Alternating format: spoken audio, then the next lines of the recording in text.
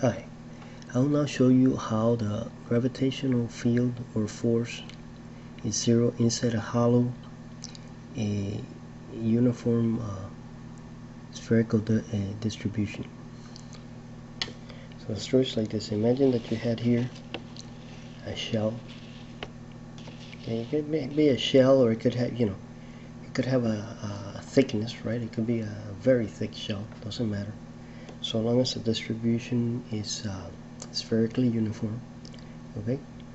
And now of mass. Okay, and now what I'm going to show is that inside here, at any point, right, the magnitude of the gravitational field is zero, which means that the actual gravitational field is zero, which would then mean that the force of gravity there, right, is zero, because you would just multiply that gravitational field by the mass to get the force.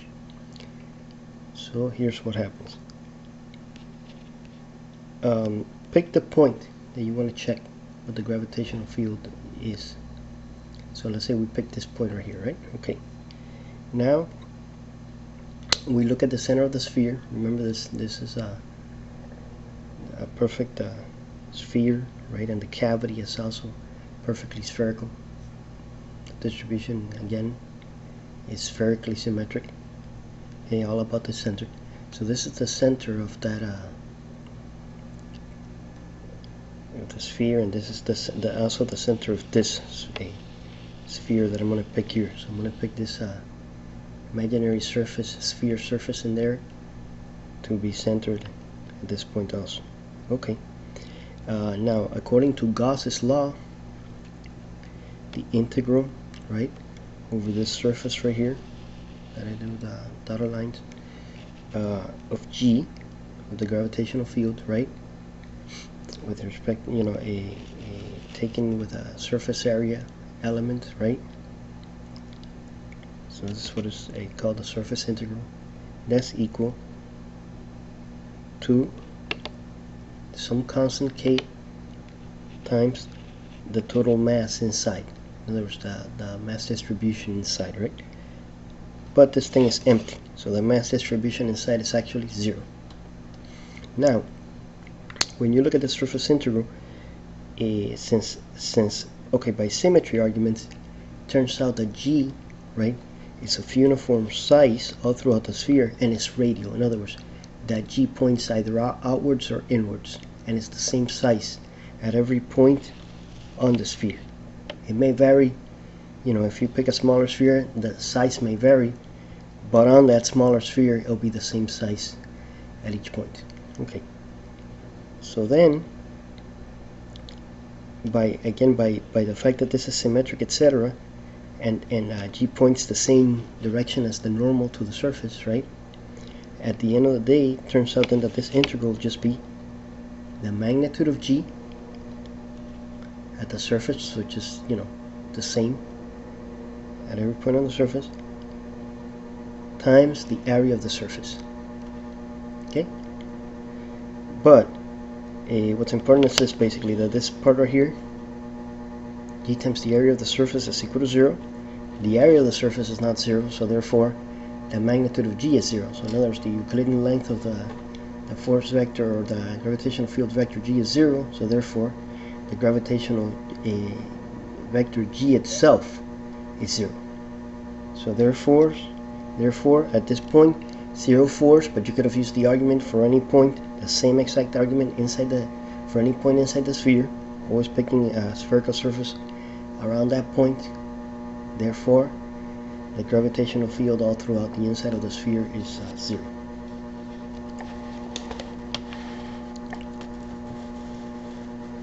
See, another thing I wanted to say is to show that the gravitational field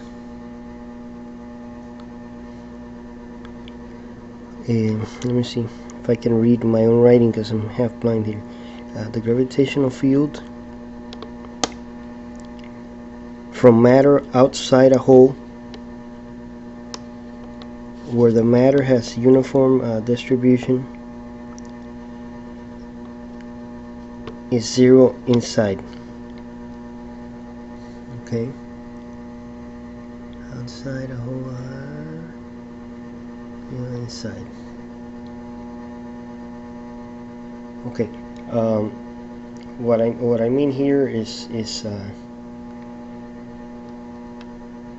given that the distribution, let's say you had a uniform distribution throughout all of space. So you can imagine, all of space.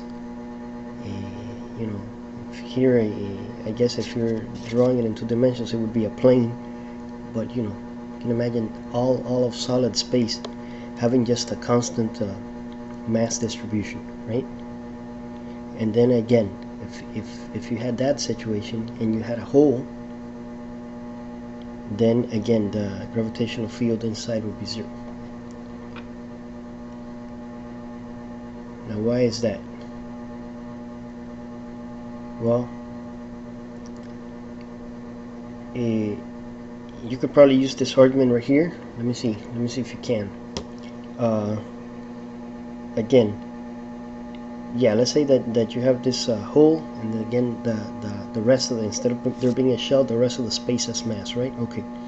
But since this situation is again spherically symmetric about this point, in other words, if you rotated the whole universe, right, before and after around this point right here, it would look the same. So therefore the gravitational field should be the same before and after, etc. So by symmetry argument again, in that case the gravitational field would be radially outward and of uniform size on these surfaces. So as soon as you have that, you use this same argument with the same law, and again you find that gravitational field is 0. So it's not only 0 for a spherical mass distribution around here, but in general for basically any spherical any distribution of mass that's spherical about this point. And one possible case of that is where where there's a uniform distribution all over space, right, of mass, and then there's just like a hole somewhere. And of course the hole has to be, again, like I said, spherical, because you're back to the spherical distribution around this point, and the distribution inside this region right here is 0. So therefore again, there the gravitational field is 0. Finally, I'll show you this one, and again I'm hoping I can read my own writing here. And let me see.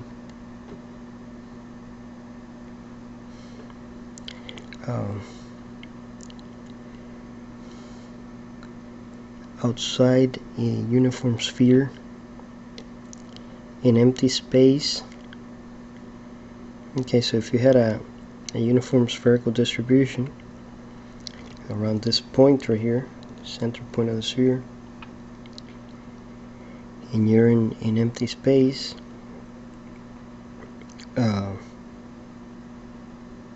then at a point outside a G is radial, and it's given by Newton's law as if all the mass of this thing right here was concentrated at the center.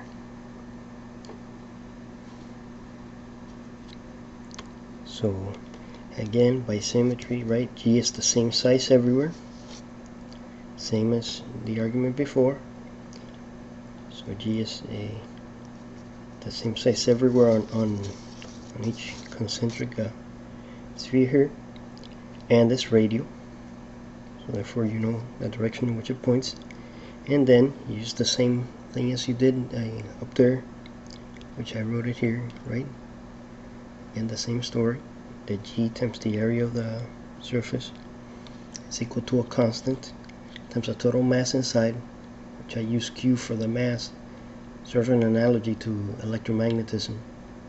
It's used for the total charge, but anyways, here means the total mass. And then rearranging this, right, you get that right here, that G, that G is equal to constant times Q divided by 4 pi r squared, because 4 pi R squared is the area of the surface. Okay? Is the area of a surface in 3D space. And that's it.